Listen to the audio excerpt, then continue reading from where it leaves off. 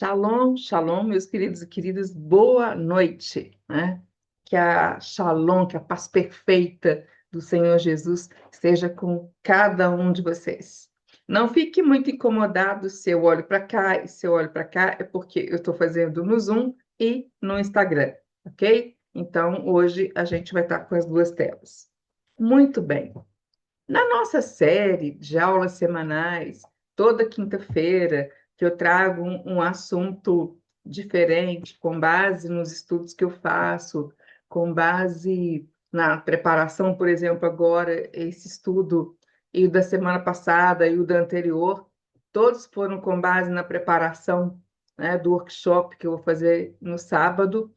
Então, hoje a gente vai estar falando de algo muito importante, porque nós vemos demais isso acontecer tanto nos textos bíblicos quanto na nossa vida. E é importante entender isso, porque os padrões de Deus, eles precisam ser entendidos, sabe? Eles precisam ser entendidos porque eles são cíclicos, eles se repetem e, e isso é um aprendizado para nós, tá? O que a gente vai falar hoje? A gente vai falar hoje sobre tempo de espera, não é? Por que Deus trabalha com intervalos? Por que a gente precisa esperar algo acontecer? Por que de um marco a outro, tanto biblicamente quanto nas nossas vidas, existe um tempo de espera, né? Do aquietai-vos. É o tempo do espera aí, aquietai-vos que eu sou Deus, né? Eu que faço. Muito bem. E a gente vai trabalhar isso hoje. Para quem está vendo aí a primeira vez, aqui é a professora Beth Alves Pinto. Eu sou professora de hebraico e cultura bíblica nesse momento, né? Apesar de já ter ensinado quase todas as matérias da área da teologia, nesse momento, né, estou trabalhando com esse assunto. Então, né, é um prazer ter vocês aqui, tá? E a gente vai estar caminhando nisso hoje com um objetivo claro, tá? O objetivo é mostrar que no texto bíblico Deus trabalha em processos e não apenas com fatos, que essa espera, que esses intervalos, eles não são vazios espirituais, um tempo que o pessoal ficou lá chupando o dedo, esperando algo acontecer. Não, era tempo de crescimento, tempo de amadurecimento e tempo também de preparação, ok? Eu queria, quem quiser anotar, por favor, né? Os nossos textos bíblicos base de hoje são Levítico 23, Êxodo 22, Deuteronômio 16, Tiago, capítulo 5, de versículos 7 e 8, e Gálatas 6, 9, ok? Então, os textos básicos, né, que eu posso dizer que são fundamentais nessa aula, Levítico 23, Êxodo 23, Deuteronômio 16, Tiago, capítulo 5, versos 7 e 8, e Gálatas 6, 9. Né? É importante ter isso para vocês se referendarem. Né? Muito bem. E, sim, pensa bem, quantos de vocês aqui, né, não esperaram acontecer alguma coisa ou não estão esperando acontecer alguma coisa de Deus? Sim. Uma resposta, uma cura, um casamento, um ministério, uma porta de trabalho, né? Uma porta ministerial, uma direção. Sim, eu acho que assim, o tempo todo nós estamos nessa espera. Quem vive com o Senhor vive nessa espera, porque tudo é direção. não é verdade? É, todos nós gostamos dos momentos que Deus age, né? Aquele momento que você vê Deus agindo ali ao seu redor, ou na vida de alguém. Isso é testemunho, isso fortalece a nossa fé. Então, isso é muito precioso para nós, né? Mas, e quando parece que nada acontece? E quando parece que está aquele marasmo, está tudo parado e que nada, né? Muitas vezes a impressão que dá é que Deus parou, né? Ele também parou, mas não é assim, sabe, gente? Não é assim, né? Às vezes a gente passa assim, ele não parou, ele justamente naquele momento é onde ele está trabalhando mais, é onde ele está preparando algo que vai acontecer, né? E hoje eu quero te mostrar uma coisa que todos os intervalos, todas as esperas, tudo isso é parte do plano de Deus, é parte do projeto de Deus, do plano de Deus para o homem e para o plano de Deus para a minha vida e para a sua vida, sabe? Então, nós precisamos, né, realmente entender isso e viver isso com muita serenidade, aproveitando esses períodos, né? E o primeiro ponto que eu quero deixar para vocês aqui, nosso Deus, Senhor Deus Todo-Poderoso, Adonai, ele é o Deus dos tempos determinados. Não é o seu tempo, a sua hora, a sua vontade, o seu desejo, não. É o tempo dele. Ponto final. Ponto final. Né? E a palavrinha, né, para esse tempo determinado, ela é moed. Moed. E Moed não significa muitos, Moadim, as festas, né, do Senhor são chamadas de Moadim, né? Tempos determinados, tá? Mas ele não significa só festa, né? A palavra Moed, tempo, vai significar tempo marcado, com encontro determinado, compromisso agendado, né? Então, por exemplo, quando Deus estabelece as festas, ele organiza o tempo. Que tempo que ele organiza? Ele organiza o tempo dos encontros, né? Encontros de Deus com o homem, encontros com o homem. Então, ele organiza esse tempo. E isso, gente, mostra algo assim muito interessante, né? Deus não trabalha ali, acolá, né, em lugares. Deus trabalha através do tempo, por meio do tempo. E não é porque ele precisa do tempo, não. Sabe quem precisa do tempo? Nós, eu, você. Deus não criou o tempo, não dividiu, não organizou por conta dele. Ele é Deus. Ele não precisa nada disso, não. Ele fez isso por nossa conta, pela criação, pela humanidade. Então, a gente precisa olhar para isso com, sim, no mínimo, com muito carinho, no mínimo, com muito carinho, né? E olha só, em Levítico 23:2, né, ele diz assim: fala aos filhos de Israel e diz-lhes: as festas fixas do Senhor que proclamareis serão santas convocações. São estas as minhas festas, as festas do Senhor, as festas de Adonai. No hebraico, né? Moadei Adonai, esse Adonai, o tetagrama, Yud Re Vav Re.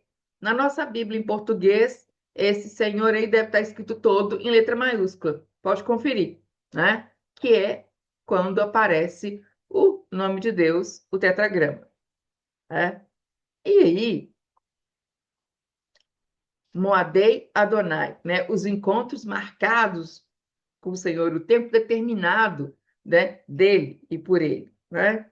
Muito bem. Mas, né, se Deus organiza um calendário, né, como ele organizou o calendário dos encontros marcados, das festas bíblicas, das festas dele, né? É claro, gente, será que vocês não pensam que ele organiza também os intervalos? É tudo. Meus queridos e queridas, não tem 1 centímetro para você colocar o seu dedinho que não seja do Senhor. Não tem nada que o Senhor não pense, que ele não alcance, ou que não esteja dentro do cuidado dele. E isso é muito claro, sabe? E aí a gente entra no segundo ponto, nos intervalos, que é, por exemplo, o intervalo entre Pessar e Shavuot. Pessar, Êxodo, saída do povo de Israel do Egito, ok? A libertação lá do povo de Israel do Egito. Shavuot, lá no Monte Sinai, né? A entrega da lei. Ou seja, Israel sai do Egito em Pessar, Páscoa. Mas depois ele não entra imediatamente na terra de Canaã. Nananina, não.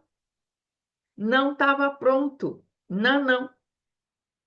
E aí, em primeiro, vem o quê? Chega ao Sinai, 49 dias de caminhada. Chega ali no Sinai, o que que acontece? Vai receber, né? Vai se consagrar, se purificar, vai receber o ensino, a Torá, vai ter noção de aliança, né? E vai se preparar para construir o tabernáculo, para ter a noção de Deus habitando no meio do seu povo. Ou seja, esse processo todo era um processo de verdadeiramente, né, de, né, não era só libertar os escravos. Veio, gente, o povo foi liberto do Egito, mas era um bando de escravos, escravos daquele tempo que eles viviam lá. Então, na verdade, o que que o Senhor precisava? Formar um povo santo. Né? O livro de Levíticos, né, tem até algo interessante, né, que é um livro santo, escrito numa língua santa, né, para um povo santo, porque é para sacerdotes. Então, tem isso tudo a ver com a formação do povo. Durante todo o tempo ali, o Senhor estava trabalhando o quê? Na formação do povo. E olha só, depois, né, a gente tem um outro intervalo, que é entre Shavuot e Sukkot. Shavuot, a entrega da lei no Sinai, né? E tabernáculos,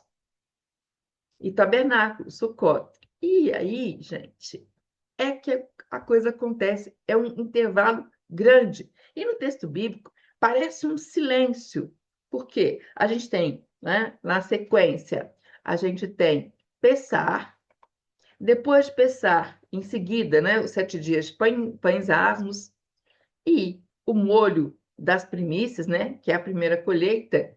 Aí depois 49 dias, né, aí já é 49, já é menos, mas aí vem, né, 40 dias mais ou menos, que já passou 7 de pães asmos, um da Páscoa, 7 de pães asmos e molho das primícias, e vai chegar Shavuot, a entrega da lei. Né? E a entrega da lei, a entrega do ensino, né? Para depois, para tabernáculos, para Sucote, para chegar na outra festa, são 4 meses. Mas 4 meses, assim, que não se fala nada. Assim, né? Não tem, é um grande intervalo, né? Que depois vem tabernáculos, né? Yom Teruah, que é trombetas, depois Yom Kippur, que é o dia da expiação, até chegar, né? E tabernáculos. Mas pensa, né? Por que que existe esse intervalo grande? Né?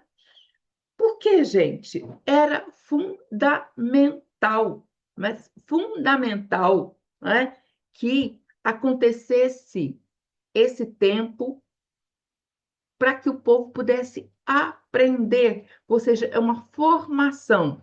Nesse tempo, não tem festa, né? Mas tem algo muito importante, que é o aprendizado bíblico, e que eu falei na aula passada, que é a colheita.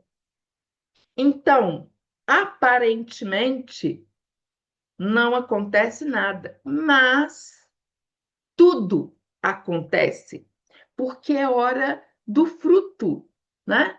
O fruto, nesse período, ele amadurece, amadurece. E esse amadurecimento não é trabalho meu, seu, né? Do povo de Israel, é trabalho de Deus, né?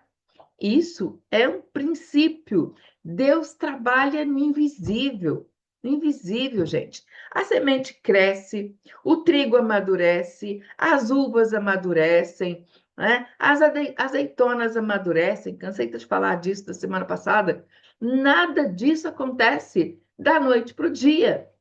E isso o povo aprendia trabalhando dia após dia e via em cada um dos passos a mão de Deus, tá?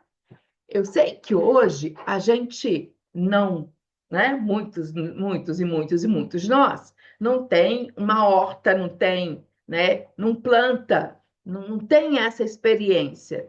Tantos de nós vivem em grandes cidades, não é verdade?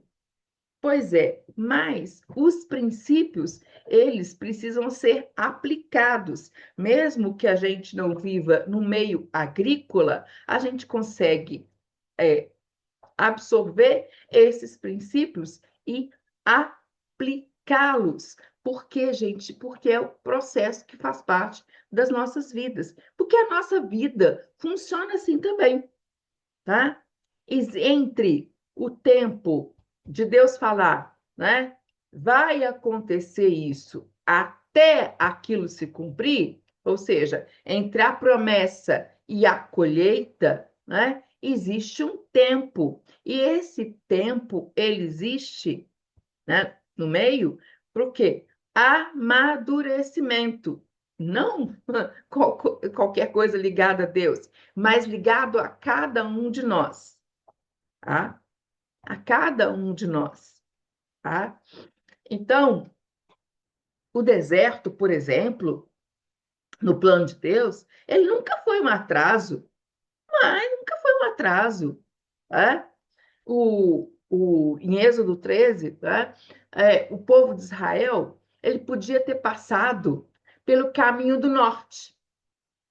Pelo caminho do norte chama Via Mares, né? Via Mares, né? Deher Ram, Via Mares. Mas é o caminho mais curto, mas não foi o escolhido por Deus. Não, não foi, tá? A rota era o delta do Nilo, a costa do Mediterrâneo, ali onde é Gaza, passar ali por onde ela, né, a planície da Filisteia, e chegar a Canaã. 11 dias, gente. Só que é 11 dias? Era 11 dias, ok? Né? E Deus não escolheu isso. Êxodo 13, 17 fala assim, para que o povo não se arrependa ao ver guerra, porque era uma região de conflito também, né? E Deus evita o confronto do povo com os filisteus e usa isso também, porque Israel era vulnerável, não tinha condição de lutar, não era um povo coeso. Como é que vai te mandar para a guerra se você não está preparado? Não manda soldado para a guerra sem estar preparado, não. Não tem como. Né? Quem conhece aí do batalha espiritual sabe muito bem disso. Sabe muito bem disso. Né? Não tem, ninguém vai com fome para a guerra. Ninguém vai mal alimentado para a guerra. Não, não existe isso não, né? Deus, ele vai evitar, né, para nós o confronto quando a gente é vulnerável. E aí, aquela, né, tratando lá do povo de Israel, né, era uma estrada internacional militarizada, forte presença do maior inimigo de Israel, né, dos maiores, né, os filisteus e os egípcios, tá?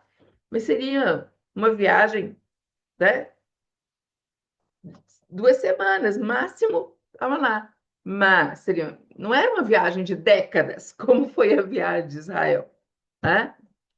E por que então que Deus não leva, né, Israel pelo caminho curto? Porque, gente, como eu falei, o povo não estava preparado.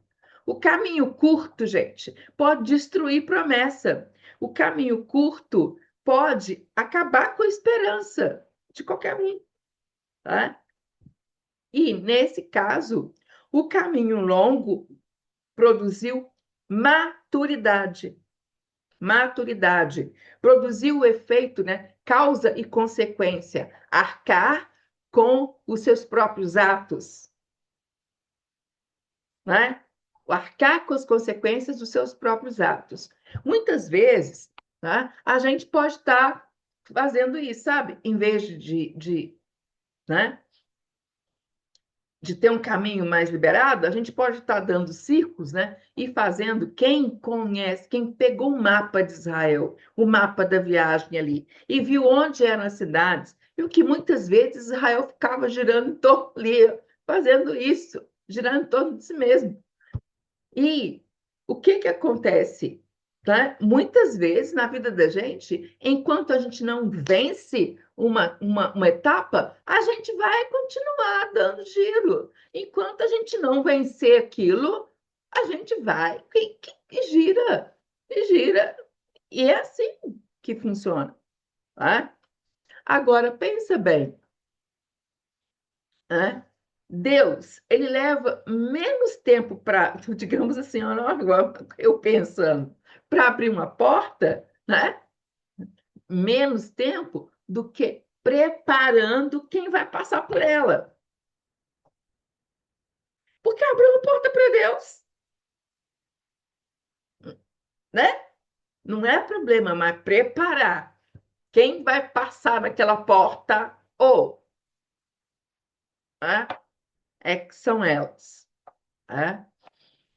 E como o Senhor nosso Deus escolheu, né, a natureza, escolheu o modo agrícola, né, de viver, para que a gente pudesse entender grandes verdades, grandes realidades, né, a gente vê isso, né, refletido nos textos do Novo Testamento.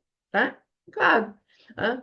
É, por exemplo, essa questão da espera, ela vai ser repetida, por exemplo, quando o Tiago fala assim: sede, pois, irmãos, pacientes até a vinda do Senhor. Eis que o lavrador aguarda com paciência o fruto da terra, o precioso fruto da terra, até receber as primeiras e últimas chuvas. Sede vós também pacientes, fortalecei o vosso coração, pois a vinda do Senhor está próxima. Paciência, espera nele. Ah, então, e usa a referência do texto, né, da mente hebraica. Do mesmo jeito que o lavrador aguarda com paciência o fruto da terra, até receber as primeiras chuvas e as últimas chuvas, sede também vós pacientes. Nós vivemos numa geração de tudo para a última hora, tudo para ontem. Um ativismo sem tamanho. Mas com Deus não funciona assim. Não funciona assim. Deus não fala no meio do burburinho, da bagunça, do auê, da confusão. Mas não, não. Deus tem o seu modo de agir. E não é do jeito que a gente quer, não. Não vai ser. Não vai ser. O lavrador espera. Gente, o texto bíblico inteiro usa agricultura, né? Porque Deus, né, trabalha como agricultor, né?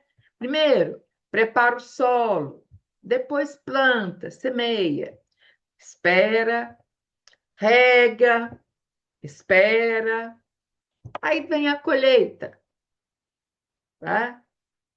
E aí?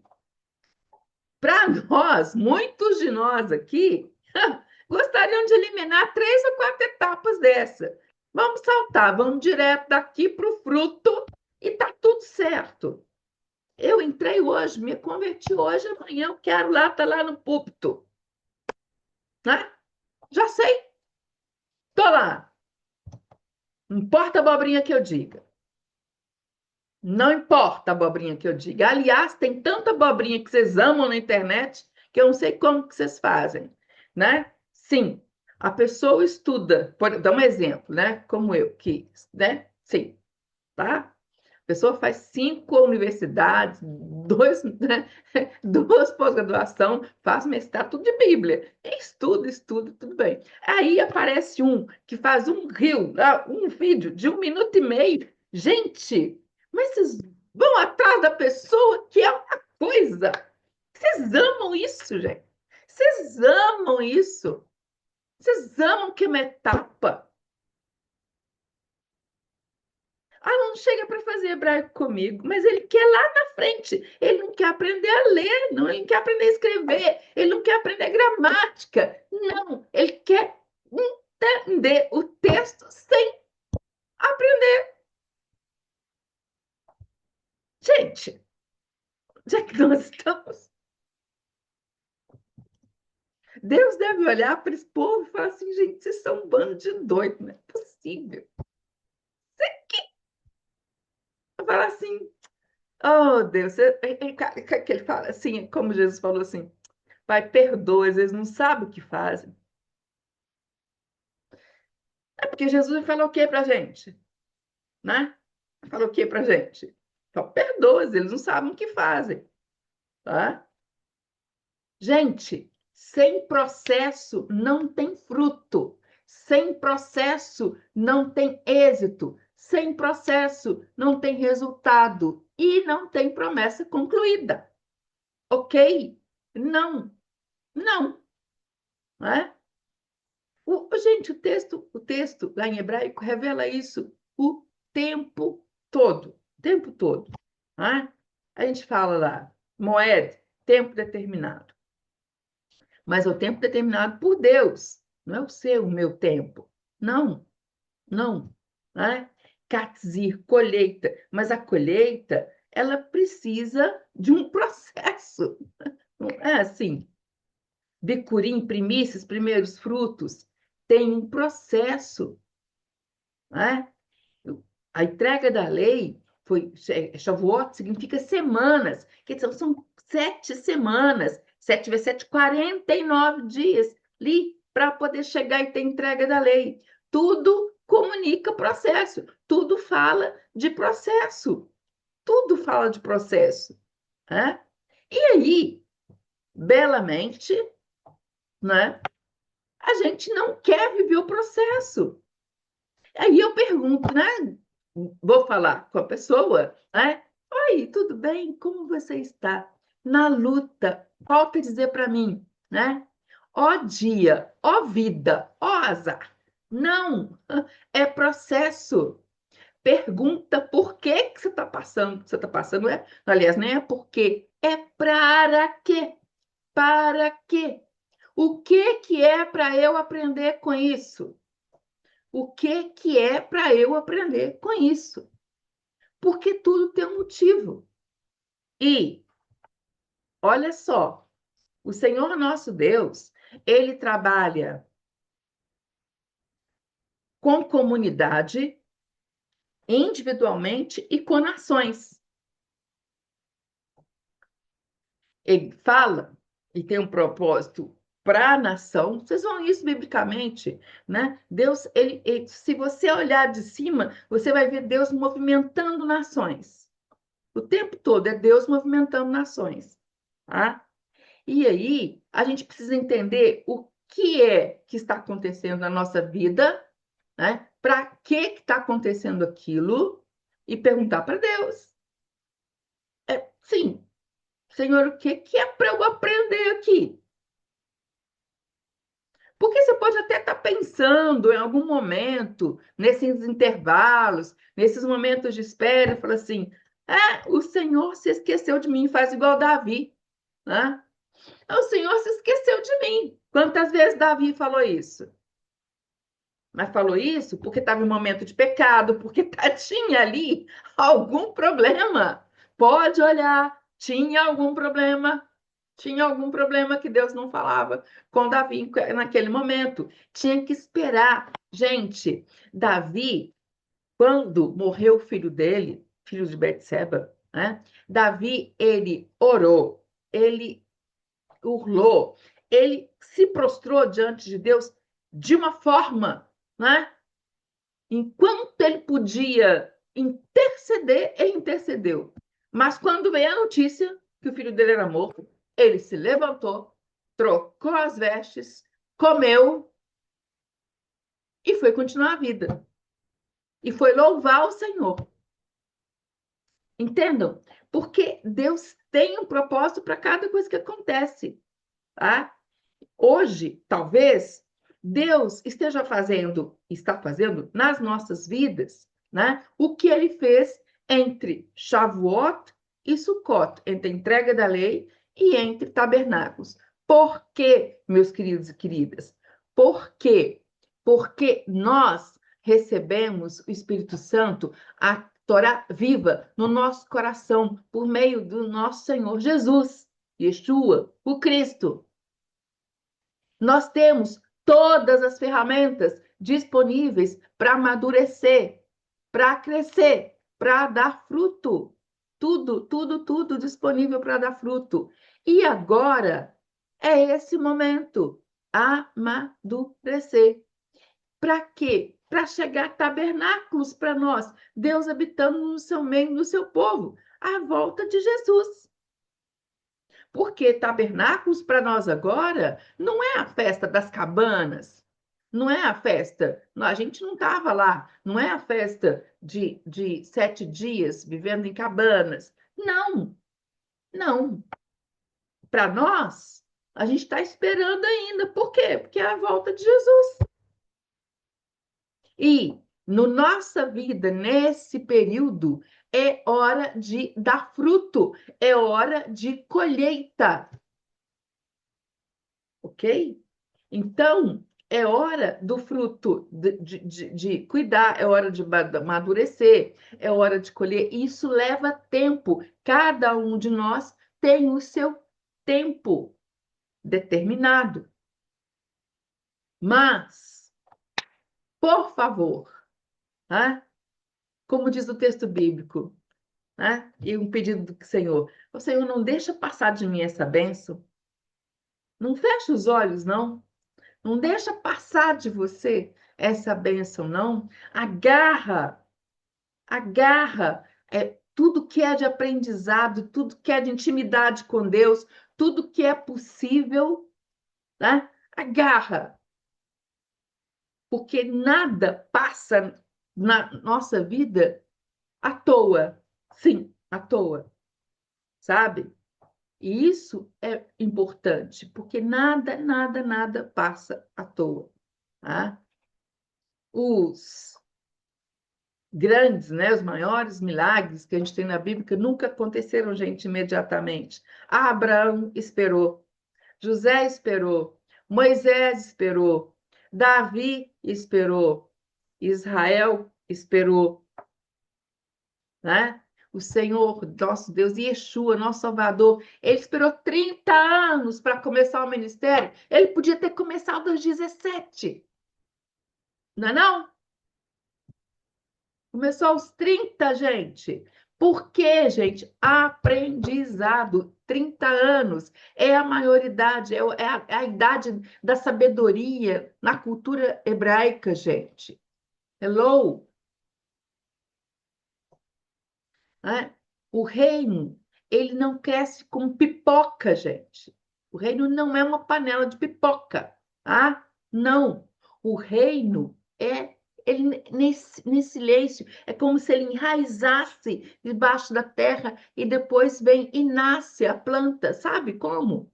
É como uma semente que brota e que cresce. Você não está vendo, né? Mas é assim. E, gente, né? Terminando aqui, né? Isso é só um pedacinho, gente, do que seria, né? A gente está junto 4 horas falando sobre isso, né? No workshop que vai ser sábado, tá? Então, né? A gente vai trabalhar só um pedaço, porque tem muita coisa, mas a gente vai trabalhar entre Shavuot e Sukkot, ou seja, né? Entre é, entrega da lei e tabernáculos, entre Pentecostes e tabernáculos, né? Um período que parece de silêncio, né? Mas é justamente nesse silêncio que Deus realiza, né, a obra mais importante. A gente vai falar mais disso, de colheita, né? E, e é isso que a gente precisa verdadeiramente, sim, se aprofundar. Então, a gente vai ver o que o hebraico revela de profético nesse intervalo, né? Que não vai ser resumido, né, numa aula de 38, 40 minutos, ok? Né? Tem muito para ser destrinchado. Eu te convido, tá no link da bio do Instagram, tá? Você tá lá, o link, só fazer sua inscrição, tá? E aí, né? Por que que a gente vai, gente? Porque Deus organizou o calendário dessa maneira, né? Porque ele ensina muito sobre reino com esses princípios e como que as palavras, né, em hebraico, ele revelam tantas coisas que passam desapercebidas, tá? E isso é muito importante para a nossa vida hoje, tá? E isso, né, se você gostou um pouco desse conteúdo aqui, aí fica o meu convite, tá bom? Mas vai estar aberto só até sexta-feira, meia-noite, porque senão eu não consigo, sábado de manhã, mandar o material antecipado para todo mundo, né? Preciso saber quem vai estar na aula, tá bom? Então é isso. Gente, ó, muito obrigada pela presença de vocês, né? Que vocês sejam muito abençoados, que a vida de vocês seja frutífera. Eu aprendi com uma irmã, com uma amiga, que quando falava, né, quando me cumprimentava, dizia assim: Beth, eu desejo que a sua vida seja frutífera. Gente, eu guardei isso para a vida, né? Que cumprimento bom é esse, né? Que a sua vida seja frutífera, que a vida de vocês sejam assim, sejam frutíferos, tá? Em nome de Jesus, tá bom? E a gente se vê na próxima semana, né? No workshop sábado, ok? E na próxima semana. Tchau, gente. Deus abençoe. Shalom. Shalom, meninas.